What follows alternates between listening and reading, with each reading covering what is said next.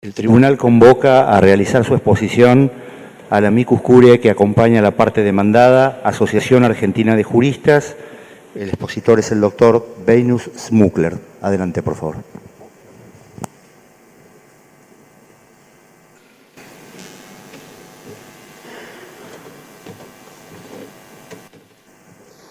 Buenos días, señor presidente, señoras y señores miembros de esta Corte Suprema. Podría hacer una aclaración previa que además traigo la representación de la organización madre de la Asociación Argentina, que es la Asociación Americana de Juristas con estatuto consultivo en Naciones Unidas. Permítanos introducir al análisis de la Ley de Medios un hecho y un documento que se relacionan con la materia en debate y nuestra historia, que fueron furtivamente enterrados para lograr un injusto pero explicable olvido. MacBride, luego de ser ministro de Relaciones Exteriores de Irlanda, centró sus trabajos en la defensa de los derechos humanos. Fue presidente de Amnistía Internacional y, caso único, recibió el Premio Nobel de la Paz en el año 1974 y en 1977 su entonces homólogo soviético, el Premio Lenin. En ese año,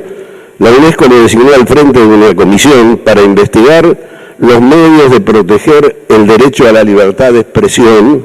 y de información, evitando que los medios de comunicación fueran manipulados por los gobiernos de turno y sobre todo por los intereses económicos. Culminó la tarea en 1980 con la presentación y posterior publicación del informe conocido como Voces Múltiples, un solo mundo, que analiza profundamente el nexo entre los campos de la comunicación, las relaciones de poder y la democracia, y propone los principios y las acciones en los que debería basarse un nuevo orden mundial de la información y la comunicación, como parte de un nuevo orden económico internacional reclamado por el entonces denominado Tercer Mundo, que aspiraba a la libre circulación de la información.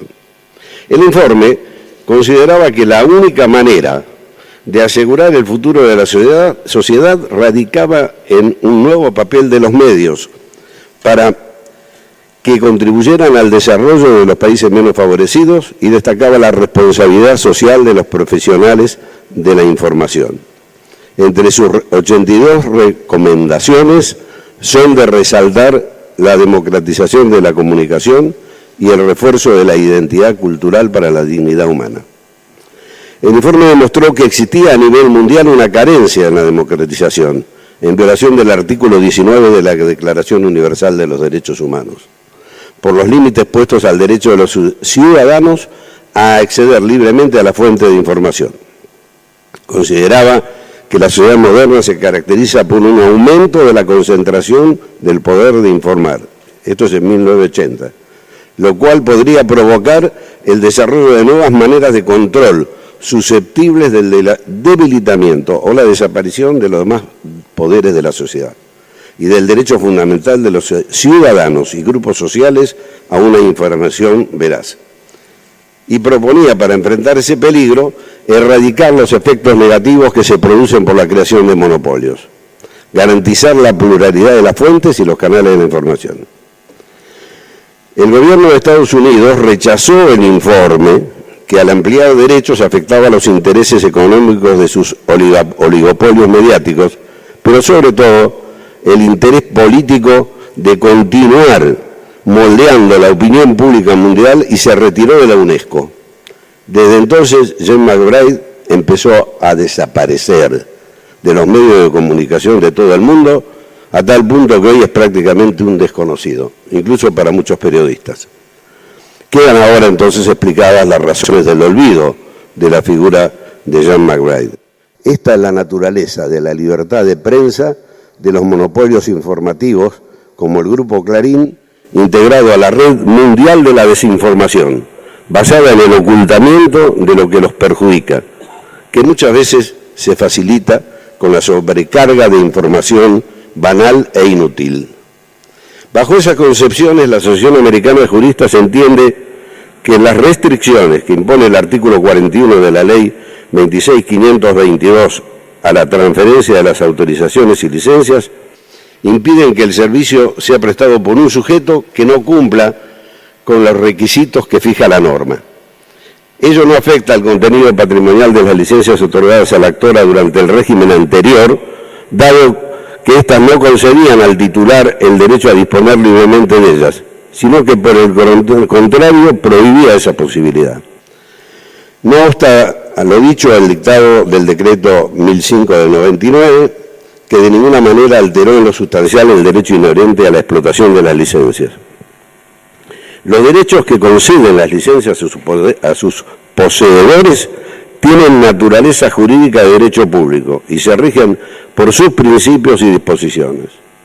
La comunicación audiovisual es considerada una actividad social de interés público, más precisamente un servicio, y la previsión del artículo 41 constituye un medio adecuado para la consecución de un fin público y por ende razonable. Esto es asegurar el carácter intuito y persona de la habilitación. En relación a lo expresado por la Cámara respecto de la aplicación retroactiva del segundo párrafo del artículo 48 de la AJ, sostiene que en la nueva ley no se configura violación alguna a ese principio, dado que se trata de una solución jurídica administrativa de tracto sucesivo y el grupo actor no puede invocar un daño a un derecho adquirido por el mero hecho de un cambio de la legislación, puesto que la tradicional jurisprudencia de este tribunal indica que nadie tiene derecho al mantenimiento de leyes o reglamentos ni a la inalterabilidad de los mismos.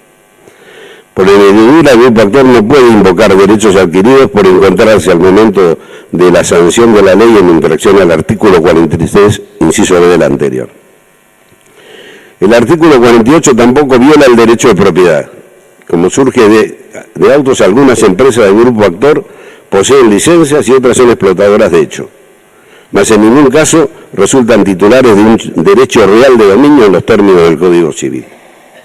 Sobre la base de las consideraciones expuestas, aquellas licencias que le fueron otorgadas al grupo actor durante el régimen anterior a la ley actual no significaron el otorgamiento de un derecho adquirido de carácter pétreo y rígido que resulte un óbice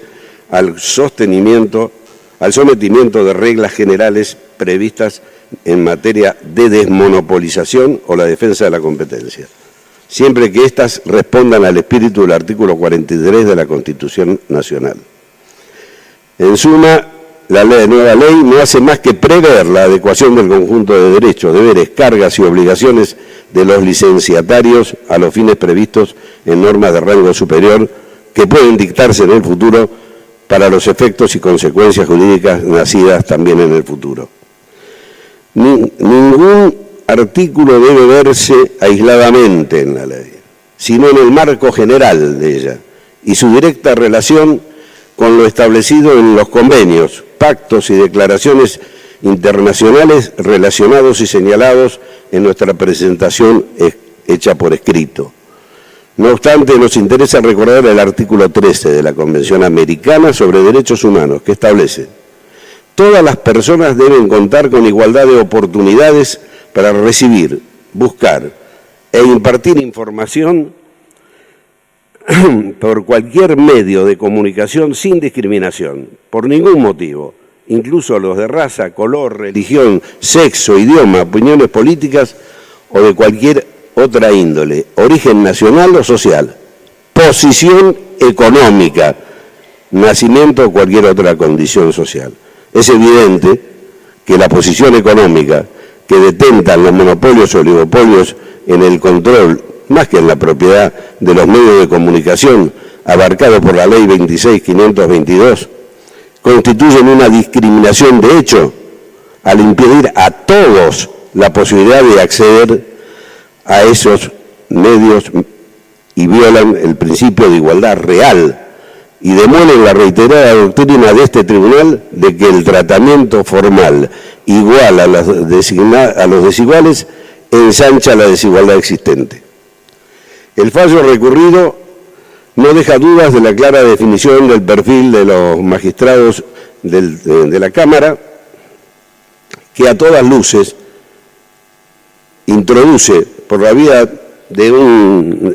prácticamente de una inconstitucionalidad, la destrucción total del funcionamiento de la ley. En ese fallo no existe la menor referencia al artículo 42 de la Constitución Nacional, que establece el derecho de los consumidores y usuarios de bienes y servicios a una información adecuada y veraz, a la libertad de elección, a la defensa de la competencia contra toda forma de distorsión de los mercados, al control de los monopolios naturales y legales, uno de los objetivos fundamentales de la Ley de Medios. Fruto del más amplio y prolongado debate de la sociedad, sin parangón con otras normas, y votada por una mayoría decisiva y plural de los legisladores de distintos partidos. Es un obrar antijurídico declarar, como lo hace la Cámara, esas inconstitucionalidades y un avance del Poder Judicial violatorio de la tan pregonada división de poderes,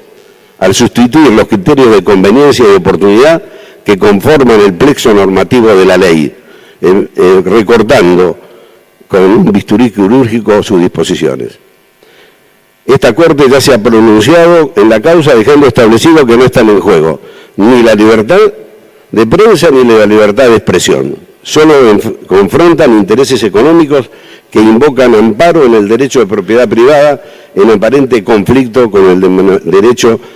a una información adecuada y veraz, que se cumplimenta multiplicando la expresión de la palabra y sus imágenes, democratizando y facilitando el acceso a brindar información pública, de modo que el usuario y consumidor sea quien elija entre la diversidad. Dejo otras referencias legales porque el tribunal las conoce mejor que yo y están por escrito en la causa. La necesidad de que los jueces resuelvan los asuntos que conozcan con imparcialidad está impuesta por los pactos internacionales y es un dogma universal, pero imparcialidad no implica indiferencia frente a la situación concreta de cada una de las partes en el conflicto y los efectos que su decisión puede provocar en la sociedad.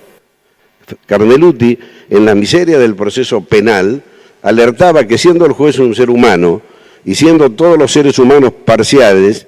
que tienen un determinado sistema de ideas para captar o acercarse a la realidad, es muy difícil que pueda hablarse de jueces imparciales, porque no todos interpretan o construyen el derecho de la misma manera. Sostener una presunta neutralidad ideológica es un modo de ocultar una ideología que sirve para impedir todo cambio. Es decir, no hay seres ideológicos, hay ideológicos, y si los hubiera, no podrían ser jueces. Vuestra Excelencia, como casi siempre, ha de tomar una decisión política, que en este caso será paradigmática, porque la opción es entre la consolidación del poder monopólico de quienes contribuyeron a la creación de las condiciones para la usurpación del poder, con su secuela de terrorismo de Estado y se beneficiaron de él, y pretenden dictar las políticas públicas de los gobiernos constitucionales para su provecho, desestabilizándolos si se resisten a la ampliación de derechos de la inmensa mayoría del pueblo. Esperamos que por coherencia con la amplia jurisprudencia ampliatoria de derechos que ha caracterizado muchas veces a este máximo tribunal, dé punto final a la vergonzosa e injustificable demora y permita la vigencia plena de la Ley 26.522 para que todos los habitantes de esta tierra hagan realidad el derecho a generar y recibir información veraz. Será un vigoroso impulso a una auténtica democracia. Esperamos que así sea. Muchas gracias.